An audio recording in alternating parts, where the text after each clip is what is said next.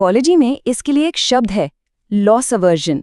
इसका सीधा सा मतलब है कि हमें कुछ खोने का दुख उतना ही पाने की खुशी से कहीं ज्यादा महसूस होता है, बल्कि लगभग दोगुना। भिखारी का बर्ताव इसका एक क्लासिक एग्जाम्पल है। देखिए, हिसाब किताब तो सीधा है। 3 सिक्के मिले, एक खोया, मतलब 2 का सीधा सीधा फायदा। लेकिन भावनाओं का गणित अलग होता है।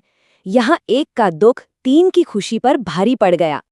और कहानी का जो सार है वो इस एक लाइन में छिपा है कि हम सब उस भिखारी की तरह हैं। ये एक लाइन कहानी को सीधे हमारी अपनी जिंदगी से जोड़ देती है। और ये बात कहीं ना कहीं हम सब पर लागू होती है ना? हम अक्सर उन ढेरों अच्छी चीज़ों को भूल जाते हैं जो हमारे पास हैं, और अपना पूरा ध्यान उस एक चीज़ पे लगा देते हैं जो गलत हो गई या जो हमारे पास नहीं है। तो फिर इसका हल क्या है? इस कहानी से हम अपने लिए क्या सबक सीख सकते हैं? चलिए अब इस सबसे ज़रूरी सवाल पर आते हैं। असली सबक ये है कि खुशी और ज्यादा पाने में नहीं, बल्कि सही नजरिए में है। असली ताकत इस बात में है कि हम अपना ध्यान कहाँ लगाना चुनते हैं, जो मिला है उस पर या जो खो गया है उस पर।